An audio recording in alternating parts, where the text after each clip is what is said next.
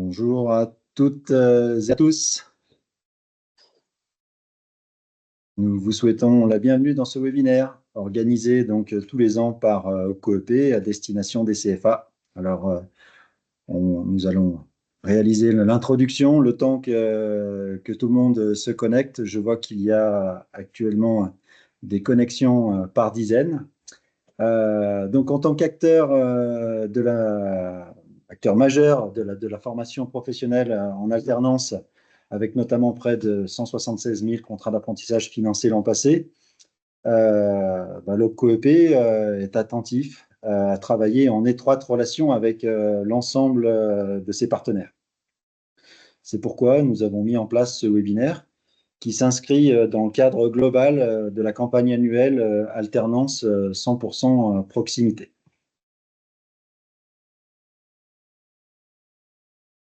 Ce webinaire sera l'occasion de balayer les actualités, comme vous pouvez le lire à l'écran, les actualités liées au contrôle, aux règles de gestion, et d'aborder plusieurs sujets liés notamment à la facturation. Alors avant de démarrer, je vous propose quelques éléments sur l'organisation globale du webinaire.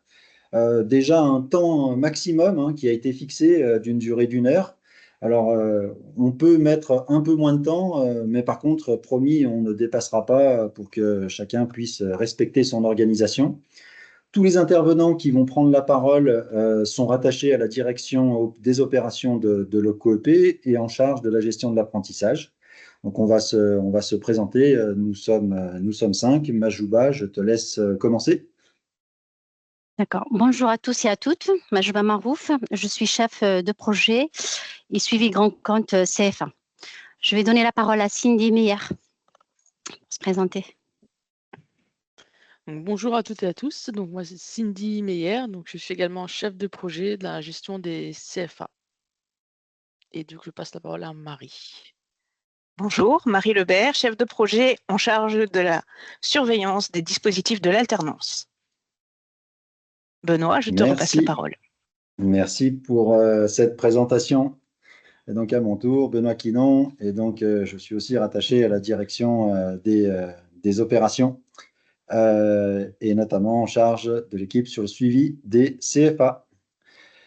Alors, ce webinaire est donc enregistré, comme vous pouvez le constater, afin que tous nos partenaires qui n'auraient pas pu se rendre disponibles puissent l'écouter en replay, soit via notre site internet ou alors via notre chaîne YouTube. Le lien sera envoyé d'ici quelques jours. Le webinaire auquel vous allez participer aujourd'hui a vraiment pour but de transmettre les informations essentielles sur l'apprentissage, mais COEP souhaite aussi, via la partie QR, la partie questions-réponses, apporter de l'interaction. Donc, vous pourrez donc poser vos éventuelles questions liées au sujet abordé via la partie QR que vous voyez sur votre Teams, qui sera modérée donc par Audrey et Marie. Donc, n'hésitez pas à bien poser vos questions dans la partie QR plutôt que dans la partie conversation, parce que nous allons traiter les questions à partir du petit onglet, du petit icône QR, et non pas de la partie conversation qui est utilisée en mode Teams hors webinaire. Voilà, donc à la fin de chaque grande thématique, Marie qui s'est présentée interviendra donc pour partager une partie des questions qui aura été posées dans le question-réponse, et surtout partager les réponses avec tous les participants. Cindy et Majouba, quant à elles, co-animeront avec moi le webinaire. Vous aurez une explication dans les grandes lignes pour chacun des sujets qui est à l'ordre du jour. Et lorsqu'il y a un lien avec notre site Portail Action Apprentissage, eh bien, nous allons apporter des précisions via des imprimes écrans sur la manipulation qui est à réaliser pour mener à bien l'action que vous souhaitez réaliser, par exemple une facturation, si tu as une facturation, ou toute autre consultation que nous pourrions vous présenter aujourd'hui. Bon, je vois qu'il y a encore des connexions, mais on va démarrer avec notamment une première partie qui est donc liée à l'aspect du contrôle, avec deux thématiques donc le renforcement des règles pour prévenir la fraude, et puis un deuxième point sur les contrôles de la DGEFP. Et donc sur cette première partie, c'est Cindy qui va intervenir, et Cindy, je te laisse la parole. Alors pour commencer, on va parler du renforcement des règles de contrôle. Donc l'OPCOEP a mis en place de nouvelles règles de contrôle pour limiter les tentatives de fraude. Donc il y a 2 types de contrôles, des contrôles bloquants et des contrôles non bloquants. Alors l'instruction du contrat est bloquée lorsque le maître d'apprentissage est lui-même apprenti dans l'entreprise aux mêmes périodes que le contrat engagé ou que l'apprenti est lui-même maître d'apprentissage. Et il est également bloqué lorsque le maître d'apprentissage encadre plus de 3 personnes en contrat d'apprentissage, c'est-à-dire 2 jeunes et un redoublant. Donc quand on dit qu'ils sont bloqués, c'est-à-dire que l'instruction ne sera pas poursuivie. Une notification de non-conformité sera envoyée à l'entreprise et au CFA.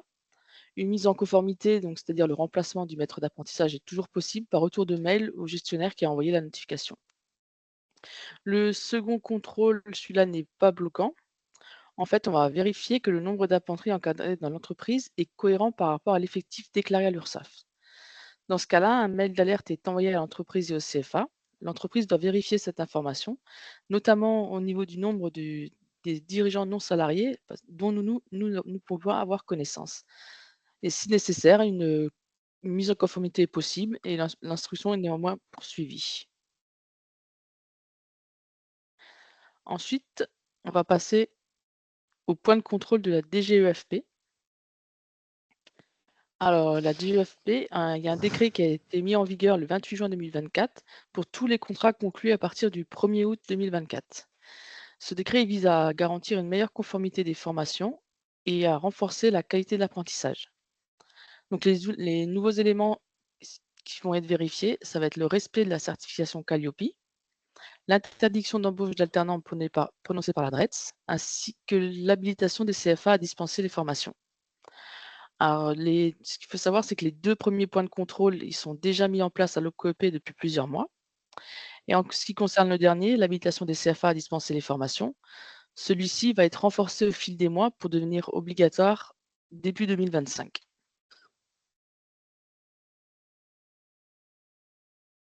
Merci Cindy. Avant de passer au point suivant, est-ce qu'il y a déjà des questions? Marie, j'ai vu que des questions étaient posées. Oui, tout à fait. Il a été demandé ce que signifiait, il a été demandé ce que signifiait l'abréviation DNS sur la diapositive précédente, si tu peux revenir, Benoît. Donc les DNS, c'est les dirigeants non salariés qui ne font pas partie de l'effectif de l'entreprise transmis à l'URSSAF. Donc que nous, à l'OPCO, on ne peut pas vérifier. Donc c'est pour ça qu'on fait un mail d'alerte à l'entreprise pour qu'ils vérifient par rapport à leur nombre de dirigeants non salariés si le nombre de contrats d'apprentissage est cohérent ou non.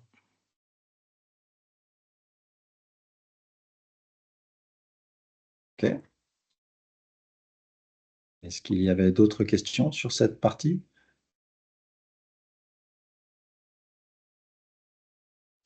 Non, pas d'autres questions. Eh bien, nous poursuivons avec... Alors, juste, excuse-moi, juste une dernière, qui vient d'arriver. Concernant l'habilitation des CFA à dispenser les formations, doit-elle être portée par le CFA ou par l'UFA dans le cas des CFA hors les murs? Alors, c'est le lieu principal de formation qui doit porter l'habilitation à former. Le lieu principal de formation, donc la nouvelle partie du CERFA, qui n'est pas le CFA responsable, mais bien le lieu principal de formation. Okay. Et je te rends la parole.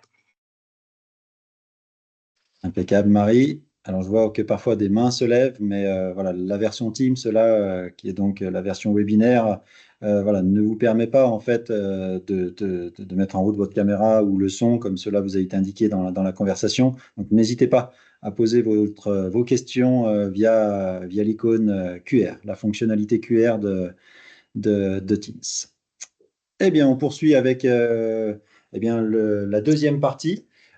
Qui va concerner donc les règles de gestion, où là on va retrouver trois principales thématiques. Une première sur la gestion des avenants, Une seconde sur le refus des contrats donc non conformes après 20 jours.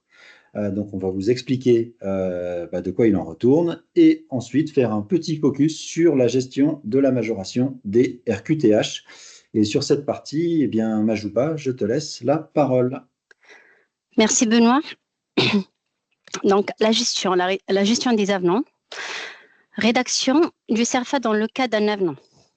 Toute modification d'un élément essentiel du contrat fait l'objet de la signature d'un nouveau contrat de type avenant transmis à l'employeur par l'employeur à l'opérateur de compétences. L'avenant doit être rédigé selon les informations portées sur le contrat initial, à l'exception des éléments modifiés dans le cadre de l'avenant.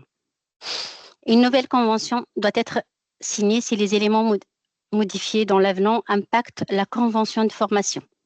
Par exemple, prolongation suite à l'échec aux examens, modification du diplôme préparé ou bien changement de CFA. Nous allons vous apporter quelques précisions, à savoir, donc un titre RNCP, même inactif à la date de début de l'avenant, peut être utilisé. Seule la date de signature de contrat et la date d'effet d'avenant doivent être modifiées en plus des éléments modifiables dans le cadre de l'avenant.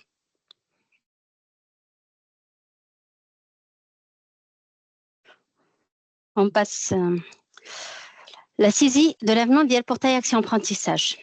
À l'OPCO des entreprises de proximité, l'avenant est géré comme un nouveau dossier. Donc, avant même de déposer le dossier avenant, il est nécessaire de se connecter au portail Action Apprentissage et de déclarer une date de fin de contrat initial sur le contrat initial, comme on l'indique à l'écran. Donc, on vous montre bien les étapes. Vous allez sur le portail Action Apprentissage, remonter le contrat du jeune concerné et cliquez sur « Déclarer une fin de contrat initial ». Vous complétez la date de fin de contrat initial et vous validez l'envoi. Une fois cette étape validée, vous allez pouvoir créer le nouveau contrat de type avenant avec la date d'effet de l'avenant.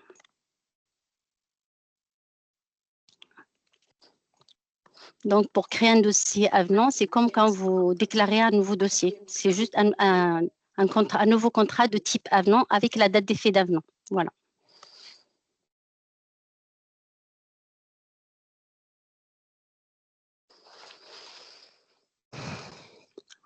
Refus des contrats d'apprentissage non conformes au bout de 20 jours.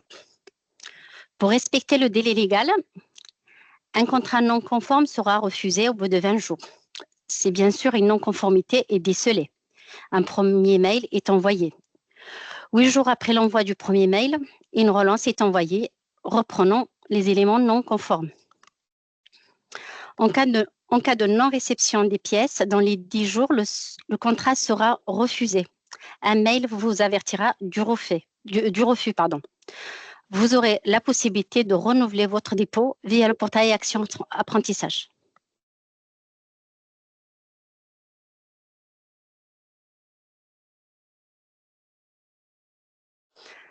La gestion de la majoration de la reconnaissance des travailleurs handicapés. Les modalités de financement de la majoration, texte de la DGFP. Sur la gestion de la majoration RQTH, nous avons 2 cas de figure. Le premier cas de figure, l'apprenti est déjà déclaré RQTH lors de l'exécution du contrat. La majoration RQTH peut être évaluée annuellement par le CFA et une procédure propre à ce public, en respectant une procédure propre à ce public spécifique. Ces demandes peuvent être établies à la baisse ou à la hausse en respectant la limite des 4 000 €. Vous devez nous transmettre un avenant à la convention entre le 10e et 11e mois de la première année et entre le 7e et 10e année de l'année suivante. Si ces périodes ne sont pas respectées, c'est le coût figurant dans la convention initiale qui sera versé.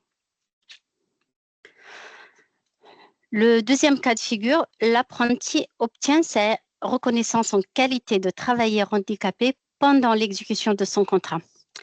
Le CERFA et la convention devront être modifiés par avenant et devront être transmis à l'opérateur de compétences entre le 10e et la fin du 11e mois de l'année en cours.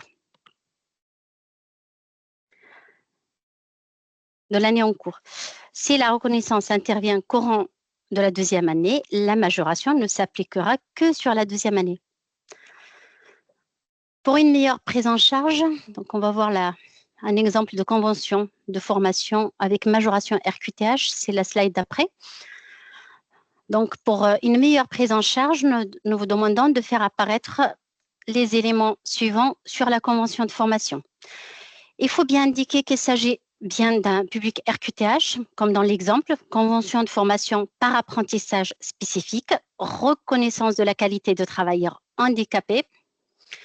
On demande aussi à ce que le montant annuel dans le cadre de la majoration liée à la RQTH soit bien distingué du coût de la prestation de formation, comme dans l'exemple. Donc, l'exemple à prendre, c'est l'exemple vert.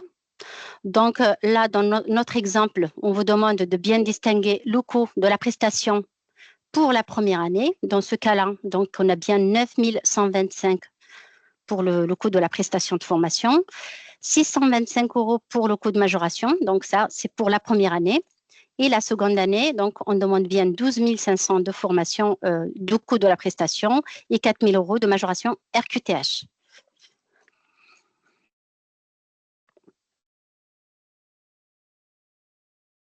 Alors, on va passer à la partie suivante, qui est donc la liée à la facturation, avec deux points pour commencer. Un premier sur la fin des dispositifs contrat stock et apprentis sans contrat, et un second sur la gestion des dossiers anciens, entre guillemets, de 2020, 2021 et 2022 sur la partie frais pédagogiques et frais annexes. Et nous terminerons avec un petit rappel de certaines fonctionnalités sur le portail Action Apprentissage. Avant cela, est-ce que Marie, il y a des questions dans le chat sur la partie précédente? Oui, Benoît, on a quelques questions.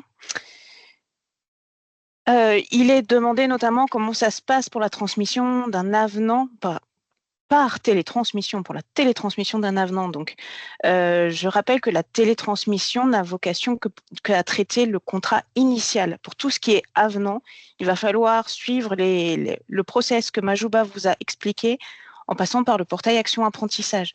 Vous ne pouvez pas télétransmettre d'avenant, quel que soit l'éditeur que vous utilisez. Hein. Ça ne figure pas dans le contrat de la norme d'échange interopco. Une autre question que nous avons reçue, est-ce qu'un contrat initialement refusé peut être redéposé ensuite pour une nouvelle tentative de prise en charge? Oui, bien sûr, à partir du moment où les éléments signalés dans le premier contrat sont corrigés, il est tout à fait possible de nous retransmettre un deuxième contrat conforme, là, pour le coup. Autre question reçue, comment déposer une rupture lorsque la date de l'avenant est la même que la date du contrat initial? Alors, si l'avenant a été établi avec la même date de démarrage que le contrat initial, pour nous, c'est l'avenant qui continue à vivre, en fait. Donc, c'est sur l'avenant que vous allez devoir déclarer la rupture.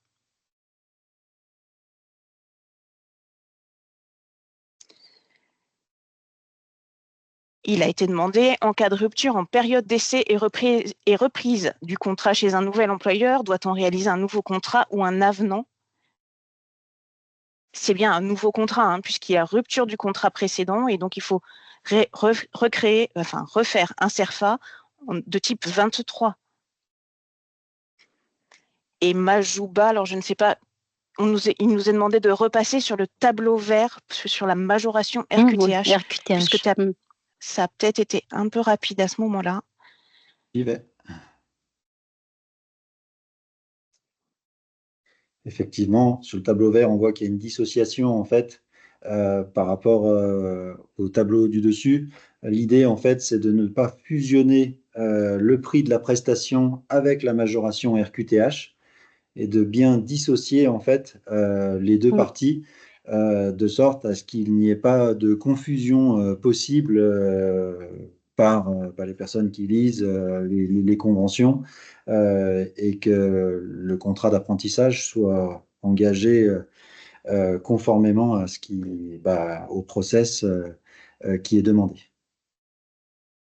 C'était une précision de ce type-là, Marie, qui était demandée sur au niveau de la question? Alors, je pense que ça a rapport avec la convention pour le RQTH. Alors, il ne vous est pas demandé de convention spécifique, mais par contre, il faut bien différencier le montant de la RQTH dans une colonne à part par rapport au prix de votre prestation.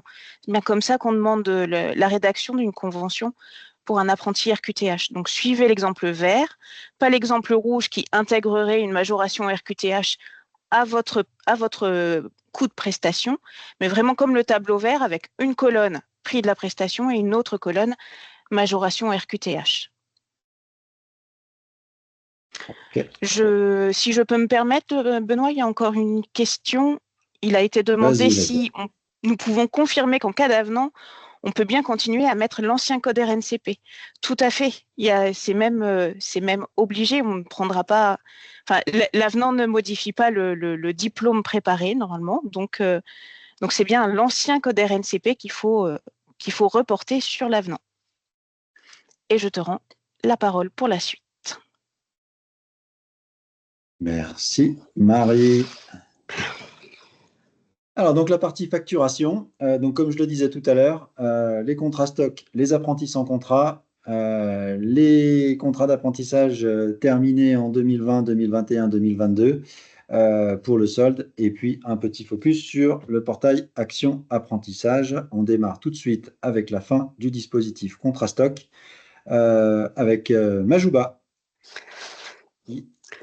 Donc, facturation, donc fin du dispositif contrat stock. Comme vous l'avez déjà remarqué en vous connectant sur le portail Action Apprentissage, les contrats stock et dossiers apprentis sans contrat seront clôturés au 15 novembre, à l'exception de ceux en attente d'un remboursement. Nous tenons à vous rappeler l'importance de procéder rapidement à la facturation des contrats d'apprentissage stock aux conventionnés. Ce qu'il faut savoir, c'est que vous êtes les seuls à pouvoir intervenir sur la gestion du contrat stock via le portail Action Apprentissage. Quelques règles de gestion. Donc, avant de générer vos factures, il est indispensable de mettre à jour vos dossiers. Rupture, exclusion, c'est hors convention. Dans le cas de facturation de doublons, des contrats stock ou hors convention régionale, des factures d'avoir sont à générer et à nous rembourser. Des mails ou des courriers d'information vous ont été envoyés au CFA concerné seulement dans ce sens. Nous vous invitons, si vous avez des questions pour toute question complémentaire concernant ce dispositif, vous pouvez nous contacter au mail suivant apprentissage.stock@opco.fr. Effectivement, là, l'idée, c'est de vraiment pouvoir terminer le paiement des derniers contrats stock. Donc, voilà, si vous êtes concerné et que vous avez une question, n'hésitez pas, comme vous l'a dit Majouba, à nous solliciter via cette adresse mail. Alors, les apprentis sans contrat, Majouba. Non, on n'a pas fini avec les stocks. Ouais. Nous allons vous montrer donc comment générer, comment générer vos factures pro forma stock sur le portail Action Apprentissage.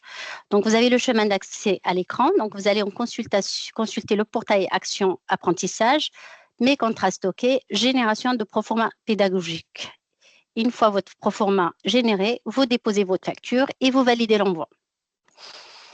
Et on va passer au dispositif aux apprentis sans contrat. Voilà.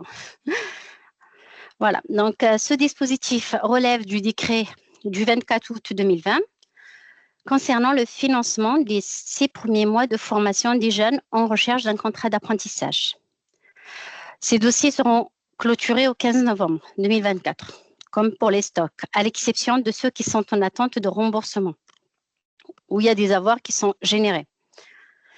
Les dossiers éligibles à la facturation sont ceux relatifs aux apprentis ayant réalisé au moins 3 mois de formation, ayant conclu un contrat d'apprentissage entre le 4e et 6e mois de formation, ayant abandonné la formation.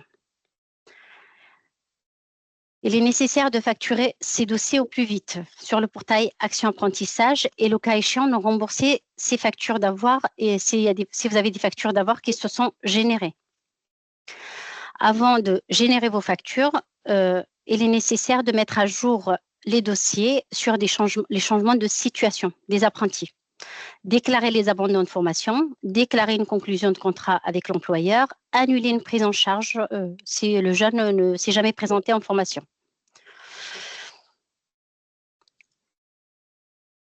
Nous allons vous donner quelques explications sur la manière de réaliser toutes ces opérations sur le portail Action Apprentissage.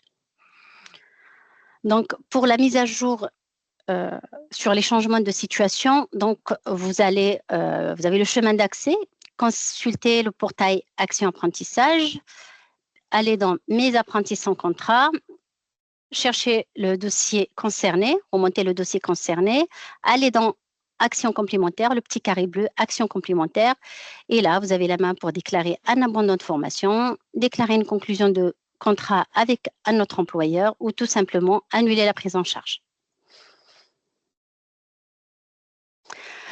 Pour générer les proformas pédagogiques, c'est le même chemin, mais par contre, il faut aller dans Génération de proforma pédagogiques. Donc, vous sélectionnez les dossiers que vous souhaitez facturer et vous allez en Génération de format pédagogique et la facture se génère.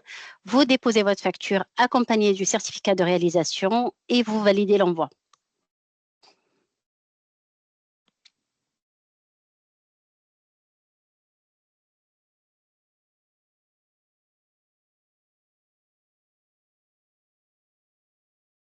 Et sur la consultation de Oui, facture sur des la avoirs. consultation de facture d'avoir, les avoirs ne sont pas générés par vous, donc ils se génèrent automatiquement au moment où vous faites des mises à jour sur les changements des situations, donc au moment où vous déclarez des abandons, des conclusions de contrat, ou vous annulez la prise en charge et que le dossier soit en cours de facturation. À ce moment-là, les avoirs se génèrent automatiquement. Vous allez les chercher directement dans l'onglet Mes apprentis sans contrat et aller chercher Mes factures proforma apprentis sans contrat. Et là, vous n'avez qu'à joindre votre facture d'avoir et procéder au remboursement. Voilà, alors tous les CFA qui sont avec nous aujourd'hui n'ont pas forcément des contrats d'e-stock ou des contrats ou des apprentis sans contrat, mais si vous êtes concerné, n'hésitez pas, voilà, comme vous l'a dit Majouba, à aller consulter le portail Action Apprentissage, à reprendre le petit process simple que l'on vient de vous présenter, de manière à pouvoir aller consulter et puis aller jusqu'à la facturation le cas échéant. Et sur la partie suivante, là, tout le monde ne sera pas forcément concerné, mais peut-être un peu plus de CFA. Donc, sur la facturation des contrats d'apprentissage qui se sont terminés en 2020, 2021 ou 2022. Majouba. Donc, la facturation des contrats d'apprentissage se terminant, les contrats flux, donc se terminant en 2020, 2021 et 2022, sont aussi concernés par la date du 15 novembre. Donc, vous avez reçu des relances, les dossiers ne seront plus facturés après cette date-là, quelle que soit la nature des coûts. Donc, nous vous invitons à bien vérifier que vous avez bien facturé tous ces dossiers, donc bien vérifier les coûts pédagogiques, les frais des premiers équipements et les frais annexes. Merci beaucoup. Donc, c'est la même date pour tous ces dispositifs, les anciens 2021-22 ou les contrats stock ou les apprentis sans contrat. C'est bien la date du 15 novembre, donc c'est très prochainement. Donc, n'hésitez pas à suivre le process que nous venons de vous présenter si vous êtes concerné, bien évidemment. Cindy, je te laisse poursuivre. Alors, on va parler des remboursements, déduction des avoirs sur le portail Action Apprentissage. Donc, afin de simplifier le règlement de vos factures, nos équipes comptables ils se chargent d'imputer ces montants sur les factures à venir. Donc, c'est ce qu'on appelle la modalité déduction.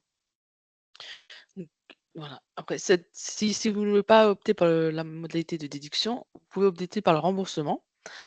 Et dans ce cas-là, il est nécessaire de nous rembourser dans les 15 jours par le biais d'un virement correspondant au montant de vos factures pro forma. Lors de votre remboursement, il faut impérativement indiquer la référence AVCAP suivie du numéro de la facture pro forma. Ça va nous permettre de traiter plus rapidement ce remboursement. Du coup, on va juste vous montrer comment choisir la modalité de remboursement. Donc pour cela, il suffit juste tout simplement d'aller dans mon portail Action Apprentissage, mon CFA, et dans mode de règlement des avoirs. Et donc là, vous cochez soit la déduction, soit le remboursement. Ce qu'il faut savoir, c'est que ça s'applique à toutes vos factures, mais il vous est possible aussi d'appliquer une modification du mode de règlement qu'à une seule facture pro forma. C'est-à-dire quand vous générez la pro forma, vous voyez à l'écran, hein, comme vous le voyez à l'écran, vous pouvez soit choisir la déduction, soit le remboursement.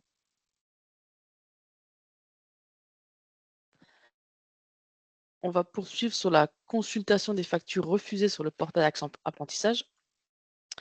En fait, il est nécessaire que vous allez régulièrement consulter les factures refusées parce que du coup, ça bloque la facturation de vos dossiers. Et on s'est aperçu qu'actuellement, il y a plus de 3000 factures concernées. Donc, ce qu'il faut faire, il faut aller dans Portail Action Apprentissage, Mes contrats, mes factures pro forma, et vous allez au statut, vous avez un petit filtre, et là, vous cliquez sur Refuser. Une fois que vous avez cliqué sur Refuser, donc vous allez avoir toute la liste de vos factures refusées qui va s'afficher en rouge. Et donc là, vous pouvez aller sur le petit carré action complémentaire pour revoir le motif de refus. Et dans ce cas-là, vous avez 2 actions à faire, c'est-à-dire vous pouvez soit modifier la facture, soit annuler la facture pro forma et redéposer une nouvelle facture conforme. Et après, c'est un peu le même principe par rapport aux ruptures refusées. Donc là, c'est pareil, pour aller voir toutes les ruptures qui ont été refusées, il vous faut aller dans Portail Action Apprentissage, Mes contrats, mes dossiers, aller dans la recherche avancée cette fois-ci, puis filtrer sur le statut de la rupture et vous filtrez sur Refuser également. Et tout comme pour les factures refusées, une fois que vous avez filtré sur les ruptures refusées, elles vont apparaître en orange cette fois-ci. Et là, vous allez sur Action complémentaire pour visualiser à nouveau le motif de la rupture. Et là, c'est pareil, oui, il y a 2 actions possibles, modifier la rupture ou annuler la rupture. Et en fait, il faut vraiment faire cette démarche assez régulièrement, que ça fluidifiera vos facturations, sinon les dossiers vont rester coincés, vous n'allez plus pouvoir facturer les prochaines échéances.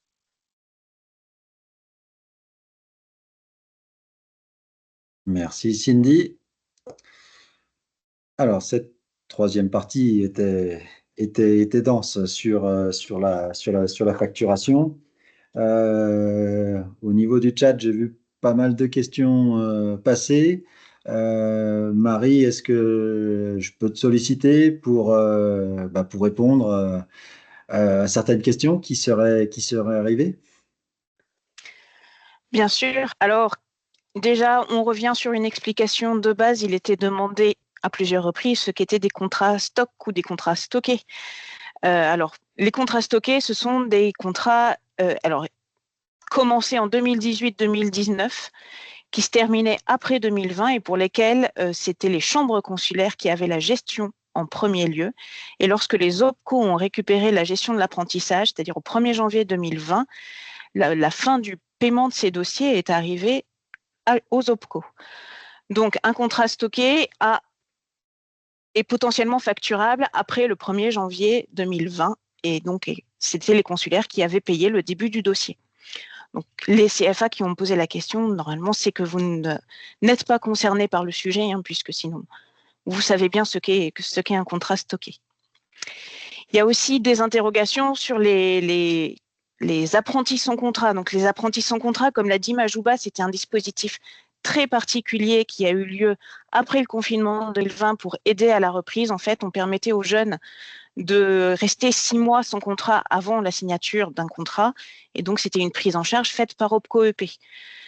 Donc, ça ne remet absolument pas en cause les dispositions actuelles qui sont de prendre en charge le contrat 3 mois de formation avant la signature du contrat. Ça ça n'est pas du tout en lien avec ce principe-là. Ça ne remet pas en cause le principe de la prise en charge 3 mois avant la signature du contrat. C'était pour rassurer tout le monde. Et il était demandé aussi de quels documents nous avions besoin pour déclarer les apprentis sans contrat. Nous n'avons plus besoin de documents pour déclarer les apprentis sans contrat. Ce sont des vieux dossiers, donc des dossiers de 2020-2021 qui devaient être montés, déclarés à l'OPCO en temps et en heure. Et maintenant, on ne fait plus du tout d'engagement sur ces dossiers.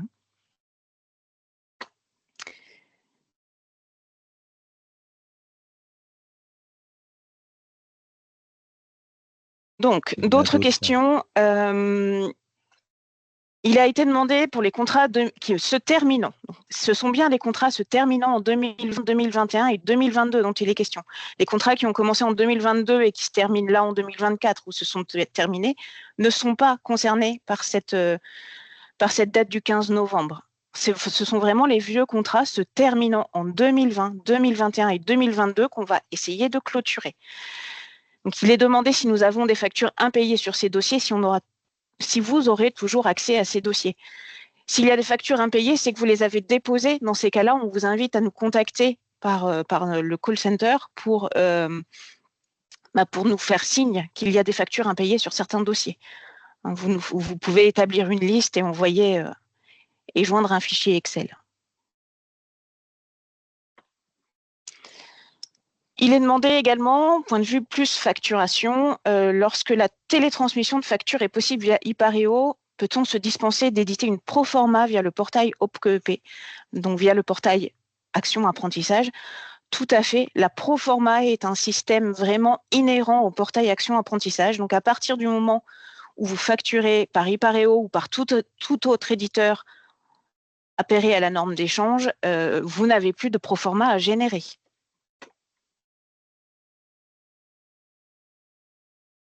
Il est également demandé s'il y a un délai pour le remboursement d'avoir. Il me semble que ça a été dit par Cindy, vous avez 15 jours pour procéder à votre remboursement.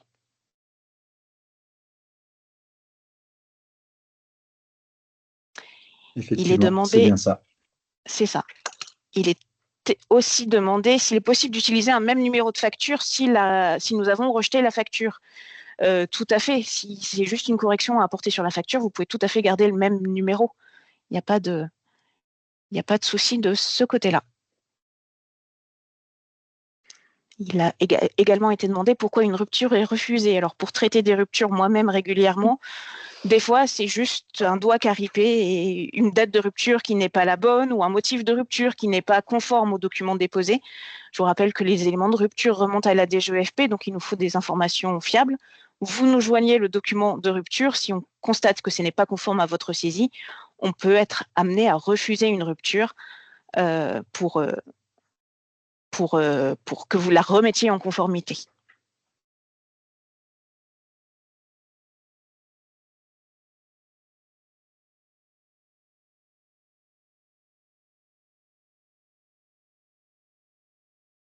Et sur les dernières questions, alors je n'ai pas pu balayer toute la liste de ce qui m'a été remonté.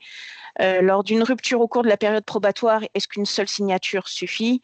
Une rupture au cours de la période probatoire, effectivement, une seule signature suffit. C'est pour la rupture d'un commun accord où il faut bien des signatures de l'entreprise et du jeune.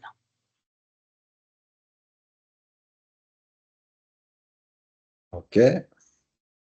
Est-ce qu'il y a d'autres questions que tu arriverais à consulter en parcourant le question-réponse sur lequel je vois il y a de l'activité? Après. Il y a énormément d'activités. On ne va pas pouvoir traiter toutes les questions, malheureusement. Quand c'est une rupture sur la période d'essai, c'est effectivement le motif rupture au cours de la période probatoire qu'il faut sélectionner. Période d'essai, période probatoire.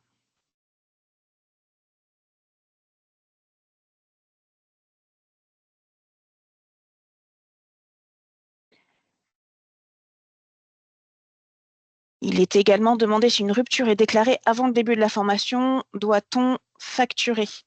Alors, tout dépend du moment où intervient la rupture. Si si la formation en entreprise est déjà démarrée ou non, en fait.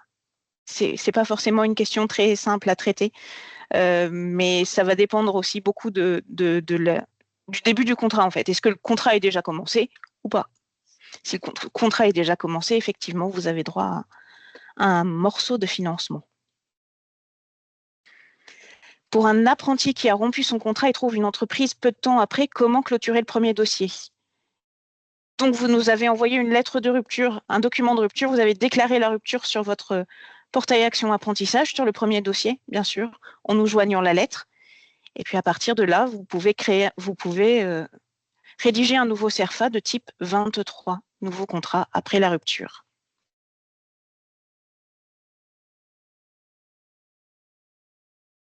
Ah oui, et une question que j'avais mise de côté. Pour les contrats qui se terminent avant 2022, certains sont toujours sur un coût d'amorçage alors que le NPEC est connu. Effectivement, c'est quelque chose sur lequel nous peinons à nous mettre à jour facilement. N'hésitez pas à nous envoyer un fichier de dossiers concernés pour qu'on remette, pour qu'on fasse la mise à jour. La mise à jour du coût. Merci Majouba, je cherchais mes mots.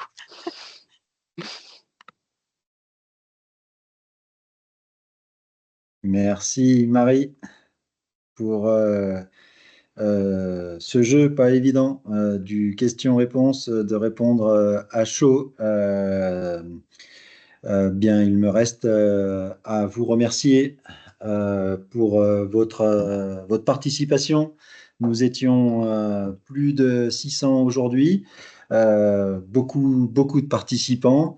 Vos interactions étaient aussi très nombreuses dans le question-réponse.